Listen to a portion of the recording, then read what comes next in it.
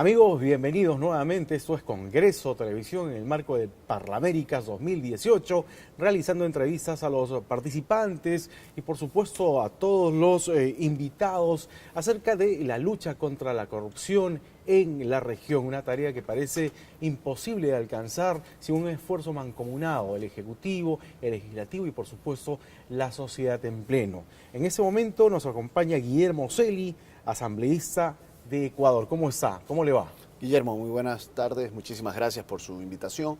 Bueno, muy motivado por este Parlamento de las Américas, donde hemos ya en estos 2 días expuesto una serie de análisis a profundidad para lo que es el Parlamento abierto, para lo que es la lucha frontal contra la corrupción. Y mire, en Ecuador hemos tomado medidas claras. Hoy día hay un vicepresidente, un ex vicepresidente, sentenciado por corrupción.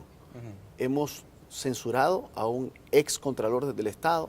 Y en este momento nos encontramos también en la próxima semana ya el juicio político al fiscal general de la Nación. Estamos haciendo un trabajo claro de fiscalización que signifique que esos 10 años del gobierno pasado, en los cuales lamentablemente el poder absoluto generó que todos los amigos, agnados y cognados de ese gobierno sean los que manejaban los órganos de control. Es eso lo que precisamente venimos a cambiar. Y estamos en esa etapa de transición en el Ecuador que permita generar una legislación desde el lado nuestro de la institución como tal de la Asamblea Nacional que nos dé lugar a que se controlen los fondos públicos y que ese dinero sea en beneficio de los más sencillos, de los más humildes del Ecuador. Sí, precisamente conversando sobre eso, permítanos conocer un poco la realidad. ¿Cómo se llevó a cabo este proceso de transición, del gobierno pasado a este gobierno, y cuáles fueron los casos más sonados de corrupción en Ecuador? Bueno, considero que fundamentalmente el hecho de que hace 10 años se creara un organismo llamado Consejo de Participación Ciudadana, que era el organismo manejado por el expresidente Correa, en el cual los amigos, agnados, cognados, compadres, eran los que iban a funcionar y a ser las máximas autoridades de los órganos de control, Contraloría, Fiscalía, Procuraduría, Superintendencias. Eso lo único que generó fue una coraza de impunidad, que lamentablemente lo que nos hizo generar fue pérdida de recursos, que algunos vivos se han llevado el santo y la limosna y tienen que no solamente ser sancionados, sino que devolver esos recursos para la gente en el Ecuador. Ahora bien, el 4 de febrero de este año se llevó a cabo una consulta popular para preguntarle a los ecuatorianos si queríamos ese cambio. Y 7 de cada 10 ecuatorianos estuvimos a favor del cambio. En mi caso, yo fui parte inclusive de la comisión que dimos ese amalgamiento, esa contextura final al mandato ciudadano. Y ese mandato ciudadano determinó que ese organismo llamado Consejo de Participación, que era el que designaba a todos los órganos de control, ahora a partir del próximo año sea electo por votación popular. Establecimos mecanismos muy claros en la legislación, como por ejemplo, que quien quiera ser candidato a este organismo, que debe ser ciudadano y técnico, no puede ser de ninguna manera ni primo, ni hermano, ni suegro, ni cuñado, es decir, 4º grado de consanguinidad y 2º de afinidad de ninguna autoridad electa por votación popular o de ninguna autoridad de alto rango jerárquico. ¿Con qué objetivo? De que no exista el compadrazgo, que no existan los compromisos. Y además pusimos una norma que es muy clara, que quienes salgan electos no podrán ser candidatos luego que concluyan sus funciones a ningún cargo de elección popular. ¿Con qué objetivo? Que no hagan política de un cargo ciudadano y técnico que es electo por votación. Es decir, eso fue producto de un gran análisis y de poder llevar a cabo con una consulta popular que los ecuatorianos tomemos una decisión y la hemos tomado. ¿Es popular en cuanto a cifras el Parlamento ecuatoriano, de cara a la vista del poblador de a pie?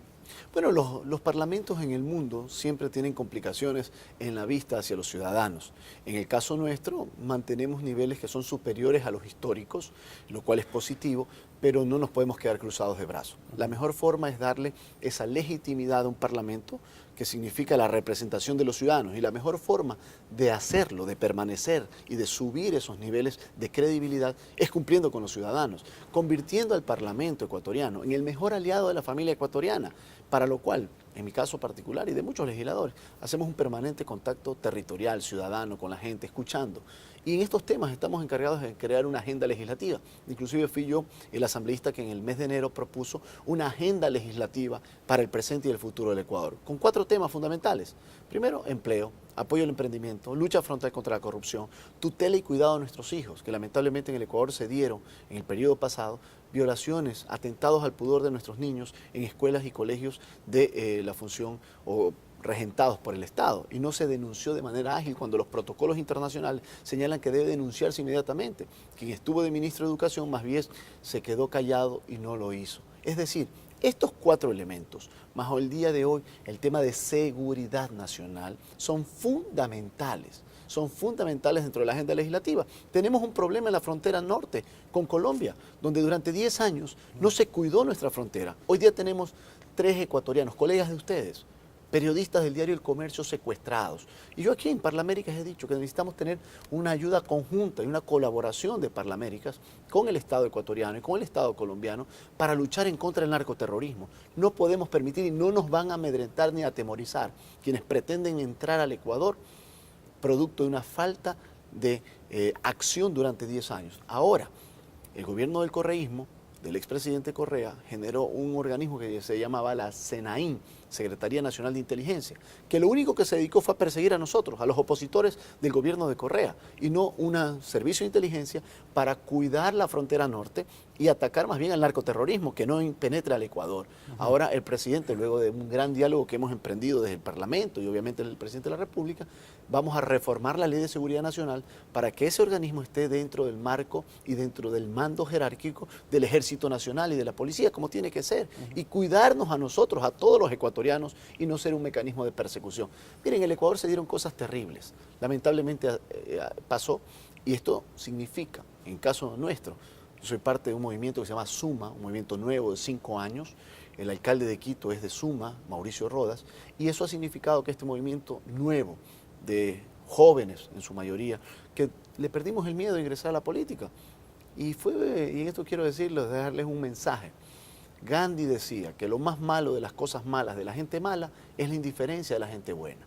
Nosotros rompimos ese paradigma, éramos parte de la academia, teníamos nuestro ejercicio profesional, en mi caso yo soy doctor en jurisprudencia, soy abogado, y dejamos eso que nos apasiona, nuestra profesión, nuestra academia, por entrar al servicio público. Y aquí estamos, dándole frente, más allá de que en la década pasada fue un momento muy difícil para todos nosotros, de persecución, de impedir que participemos electoralmente hasta que lo logramos. Y bueno, estamos acá sirviendo al país, en mi caso a Ecuador, y también a la gran nación que es América. Qué gusto de estar aquí con ustedes en Perú, de poderme relacionar con todos mis colegas legisladores y sacar buenas experiencias de otros países, y eso es lo que se quiere. Hace unas semanas también Perú atravesó uno de los momentos más difíciles, una crisis presidencial terrible que acabó con la renuncia del expresidente Pedro Pablo Kuczynski. Esto para algunos, digamos, en su momento era la debacle de la clase política en nuestro país. Sin embargo, el Parlamento, el Congreso de la República salió vigorizado de este episodio. ¿Cómo se vio en Ecuador este tema? Bueno, considero de que hechos delicados, como ha habido el hermano país del Perú en torno a este relevo del mando presidencial, en el cual ahora el presidente Vizcarra ha asumido la presidencia hace pocos días, hace pocas semanas. Yo considero que fue un fortalecimiento del Parlamento, por supuesto que sí, porque el Parlamento peruano, dentro del marco democrático y de la sucesión presidencial, optó por luchar contra la corrupción y tomar un relevo dentro del marco de la sucesión presidencial. Nosotros en el Ecuador tomamos una misma decisión hace poquísimos meses con el caso del ex vicepresidente de la República, Jorge Glass, que fue cesado en la Asamblea Nacional, producto de que llevaba más de 90 días detenido y el Ecuador no podía seguir así. Luego después se lo sentenció a 6 años por corrupción. En ese sentido, el Parlamento ecuatoriano, y en este caso ahora el Parlamento peruano, con el caso específico, tomó una acción que debía realizarla.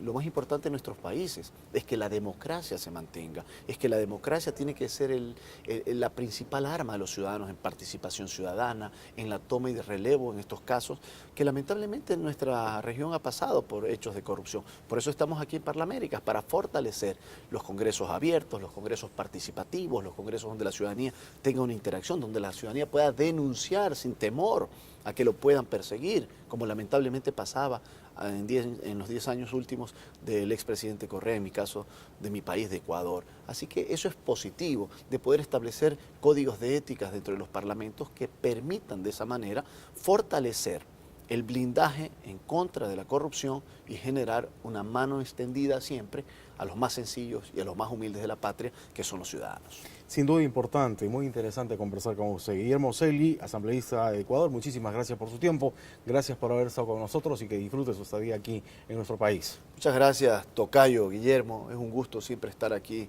en el Perú, aquí en Lima, donde guardo sentimientos especiales. Mi bisabuela, Miriam Arena Noblecilla, fue peruana, una mujer de esta tierra, es decir, mi abuela tiene mitad ecuatoriana y mitad peruana, así que los países hermanos de América Latina debemos estar no solamente hermanados por la sangre que nos cobija, sino por las acciones específicas en favor de la gente, por el empleo, por el apoyo al emprendimiento, por la frontal lucha contra la corrupción y la tutela y cuidado de nuestros hijos. Esas son las premisas de la gran nación americana y eso nos fortalece y nos permite decir, como hermano ecuatoriano aquí en esta tierra maravillosa de Lima, de que estamos unidos y hay que enrumbar el barco de América hacia el mismo puerto, en favor de la gente. Muy bien, muchas gracias por su tiempo, muy amable. Amigos, hacemos una pausa y regresamos con más aquí en Parlaméricas 2018.